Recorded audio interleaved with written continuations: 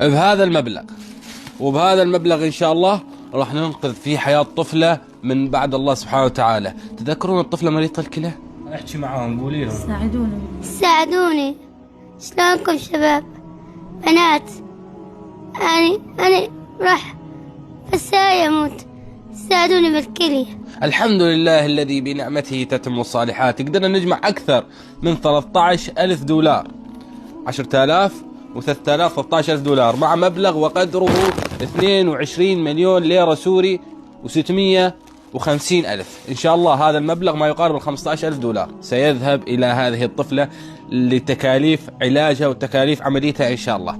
فإن شاء الله تكون في ميزان أعمالكم كل من تبرع وساهم وشارك في جمع هذا المبلغ. أسأل الله سبحانه وتعالى أن يجزاكم عنا خير الجزاء بمشاركتك للمقطع، بدعمك للمقطع، أنت تكون من المساهمين والمتبرعين، وإن شاء الله تكونون من قول الرسول عليه الصلاة والسلام: الدال على الخير كفاعله.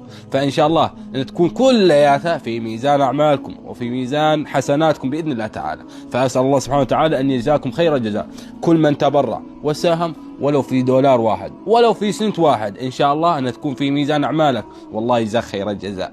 والله يا أخوان إني فرحان، والله فرحان فرحة لا توصف. فأسأل الله سبحانه وتعالى أن نكون سبب وإياكم، والله يجزاكم خير.